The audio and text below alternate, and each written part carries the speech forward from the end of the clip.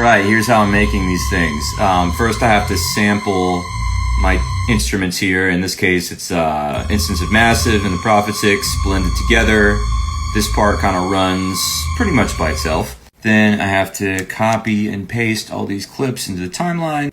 Here is the part I hate and really need to figure out a way to automate. I have to go through each one of these and flatten them. This is so stupid that I have to do this, but I'll probably figure out a way to do this. I think I can automate it in Reaper. We'll see. It's a project for a different day.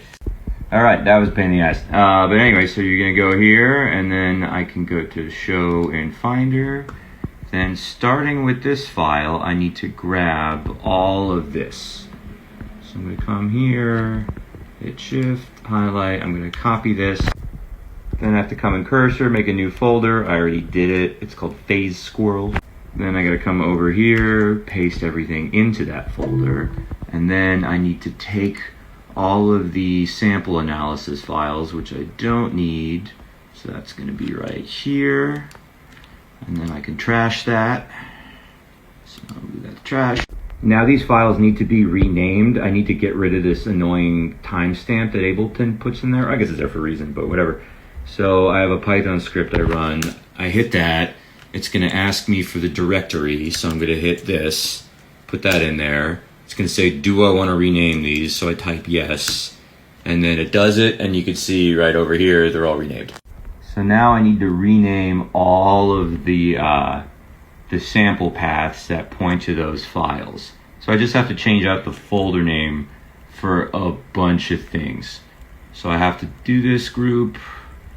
I'm gonna move the cursor all the way down, and then let's see if we can do this. And then we're gonna paste that in. Paste, please. No, wait, I gotta do this. Copy. Okay, paste. Why is it not pasting? Jesus. Oh, wait, I'm dumb. I had to do copy relative path. Whoops, trying to do too many things at once, as usual. Now it'll paste. Okay, now I gotta do it again in the next group. All right, there it is in the next group. Now I have to open up Live. And then if I load that preset I just made, let's see, what was it? Phase Squirrel. Okay, hit open. If everything worked, yeah, no errors, cool. So now I have a preset. I usually play a little bit, make sure it works. This feels pretty good.